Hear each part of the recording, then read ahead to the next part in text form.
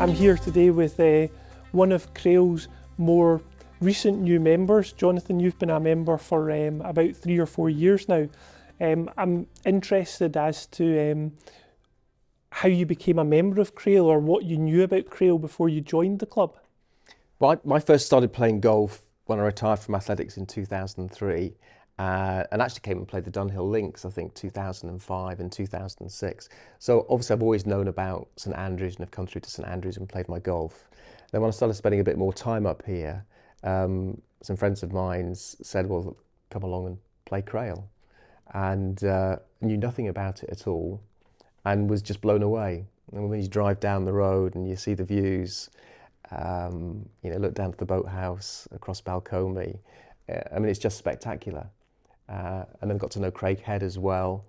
And it's just a lovely golf club. I think it's a really well-run golf club. You've got this beautiful clubhouse, lovely food, a very warm welcome. I think it's everything a golf club should be. And I was delighted to be asked to join and was accepted, which was great. And I love coming and playing my golf here. It really is fantastic. I think one of the great measures of how much you love a place is how proud you are to introduce guests, to bring people along, say, come and play my golf club. And I love bringing people here. And what have you, from your athletics background into golf, have you managed to transfer some of your skills from your athletics days into your golf? Have you been able to utilise these gold medal winning skills of, a lot of the golf swing, the speed comes from the ground up, the lower body. So have you managed to move that into your golf swing? I mean, I'm fascinated by the golf swing and the technique of playing golf, and I'm always searching for the key to be better, to hit the ball further, to use the ground more effectively. And I love that side of the game, I really do. I mean, I love being out amongst nature, and so being at Crail very much fulfills that. But the actual technique of the game and working on that and trying to make my swing better, I find endlessly fascinating, and I love doing it. And the challenge of getting a ball round in a medal stroke play, I think, is one of the great challenges. And it can break you, but it can also give you an incredible feeling of fulfillment and achievement when you get the ball around in a decent score. So I love everything the game has to offer, and this is a great place to experience golf. So obviously we went out and played a couple of holes in Craighead. The elements were tough, it was windy. So we're now just having a wee look back at some of the shots that we were hitting. We were on the 13th in Craighead. We had 130 yards to the flag, but the wind was making it more like 170 or 180 yards. What were you thinking club-wise? What were you thinking shot-wise? I think probably the most interesting thing for me was the way that you played it. So you hit, a relatively easy 5-iron, didn't you? Yep. Which turned out to be pretty much the perfect club. It's a super shot. It's a super shot. I was a bit limited because I only had up to 7-iron in my bag and then a rescue, and a rescue I think would have been too much. But it makes me think, had I had, a few more clubs in my bag, whether I would have been happier taking a 6 or maybe even a 5 and just swinging a little bit more easily. Because my 7 was just coming up a little bit short. But I mean, it's as tougher conditions as I think I've played Craighead, and I love Craighead. And the 13th is without doubt my favourite hole in all of Fife. You've got both sides of the Firth of Forth and up the North Sea towards Arbroath, as well as looking across to the Isle of May and to East Lothian and the Bass Rock. I think it's spectacular, and the way that the cliff sort of cuts in. You never quite know if you're safe if you push one a little bit. So I think it's a real challenge of a golf hole, and particularly in those conditions. But I don't think we played it too badly, did we? No, not at all. I mean, we both ended up getting pars, which was good. Your 7-iron, as you say, was just a little bit short. And then when you came to chip, you ended up using your 54 I used my 54. Which wouldn't be a conventional sort of link shot. You can maybe tell that there's your parkland golf background thing. I'll just get a wee bit height on it, whereas I'm going, Jonathan, just get an 8-iron out, run it up. There's some, I know in my head what I should do, and probably should putt actually. 9 times out of 10. But there's something about the aesthetic of like clipping like a 54-degree or even a 58-degree wedge, and flying it like 2/3, 3/4 of the way, particularly into the wind, you could virtually fly it all the way, Yeah. and it would stop dead on the second bounce. Lovely strike. That is a great shot. So I like the aesthetic, and that's one of the things I like about golf. It's not just about getting a score, it's like how you get the score, and like thinking about ways to play things and things which like kind of appeal to my, I don't know, whatever it is. Yeah, just to sort of just to make it a sort of a pretty thing, Yeah. as opposed to just doing the right shot to get the lowest score. So I always like clipping a wedge, but I know I shouldn't. But you were clipping it well. We practiced a few shots. You chipped one in while we were out there. Hopefully that footage has been caught by the camera behind the green. But you have got a lovely chipping action. You were catching it nice and clean. The ball was checking. And I did like the way that you were talking about, the shot up the hill into the wind. I'm almost going to fly it the whole way there, just one bounce, and it'll stop quite close to the And flag. in a way, that for me, that almost feels easier to judge. I think if I've got a point to pitch the ball on, it's easier than judging like a chip and run with an 8-iron, because that can come off a little bit hot sometimes. So having a 54-degree wedge and knowing I'm going to pitch it, 3 yards before the pin, almost feels easier. But yeah, the way that 13th has been designed by Gil Hans, you've got the sort of high bit to the right, so you can push it out safely away from the cliff. Yep. And if you land it on the green in the right place, it will feed back down Definitely. towards the pin.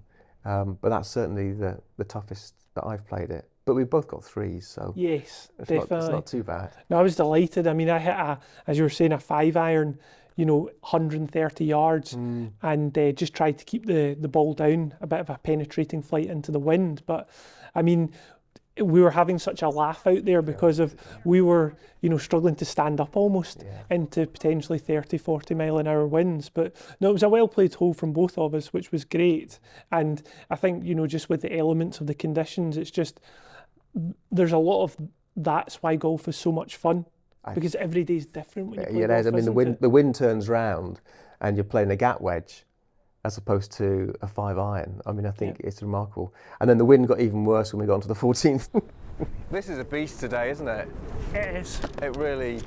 I'm pleased we're not playing with a scorecard. Indeed. A real I didn't think we were going to get over the wall. Oh, well, did we get over the wall by that Just much? about. I'm not sure we did. It was definitely a 3-shotter. It was. You hit a great drive.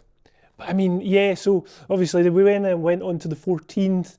It was just over 400 yards, stroke index 2, but we decided it was stroke index 1 based on the wind direction. I probably hit my Sunday best. I don't think I could have hit it any better, but still to be left with, potentially 220 yards to the green. You hit the driver off the deck. Is the driver off the deck a shot that you play quite often in links golf? Do you like it? I do, I like it. It'll stay low, and even if I don't quite catch it, you can still probably slightly thin it and go 200 yards. Yep. And I think with the 3-wood, I don't think I'd get quite such a good result. So I will often play driver off the deck. Certainly if I've got a slightly uphill lie, certainly downhill lie, I wouldn't do it. But an uphill lie, I think it works quite well.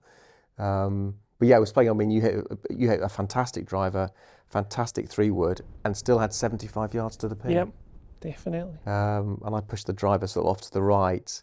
And then I hit what I thought was quite a nice wedge. I mean, this is where I could learn from you, because I hit it too high, and of course the wind just got it. Yep. Whereas you hit kind of a much lower shot. Well, there was me, 75 yards to the green, picking a 9-iron. It might have been a little bit too much club, but in links golf, I always like the kind of just swinging it a little bit easier, trying to take some of the spin off the ball at that slightly lower flight so it can just fight into the wind a little bit better. I mean, there was even the angle of the shot where you were coming in from, the wind was then kind of like was slightly across because of where we were on the hole, but then you were having to hit it into the wind still because the wind was then going to blow it back towards the flag. Yeah, you said to me to hit a hard wedge, but in my mind I was just thinking, if I hit a hard wedge and this goes on the wind, it's gone. So it just brings all sorts of like uncertainty into your mind, and maybe actually a lower bump and run shot might have been better. But again, it's such a cleverly designed hole. it's going to go on the wind, isn't it? It was a really good strike. No, it was a nice strike, wasn't it? But it just got up and away. And I think that, for me, that's the beauty of Craighead. I mean, when you think of the money it costs to design golf courses these days, and it was, what, £1 million? £1 million. And you've got a golf course like that. Yeah. I think it's remarkable. Just so many really challenging holes, really interesting holes, without having spent a fortune. You know, digging up the land and redesigning it, just working pretty much with what's there, and very clever green complexes.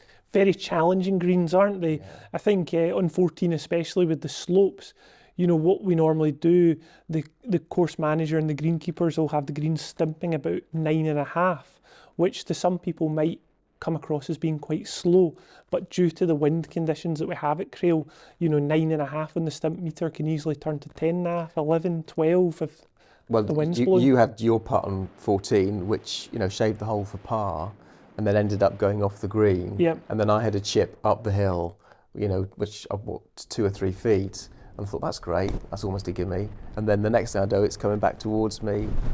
Brilliant, lovely shot. Thank you. Extremely challenging. Extremely challenging. Yeah, but I mean, what I'd say to people is that, you know, Balcombe is the course that everybody knows. Yep. But don't forget about Craighead. I think it's a fantastic test of golf. It's got some spectacular views, particularly the back 9, and it's just a thoroughly enjoyable 18 holes. Go on, go on, go on! Ah! I think the great thing to see over the years is, you know, Balcombe's been the big draw that brings people here originally, and then when people are coming, when they return, they want to play Craighead, or they might, on the day, end up having more time than they thought they did and come into the clubhouse, have a bite of lunch and then go and play Craighead in the afternoon and stuff. And it's taken a little bit of time, but, you know, Craighead's building a great reputation itself. Earlier on, you were talking about it hosting the AIG final qualifier for the Women's Open at St Andrews last year, and, you know, events like that are going to elevate Craighead so much and, you know, make more people want to come and play it and stuff.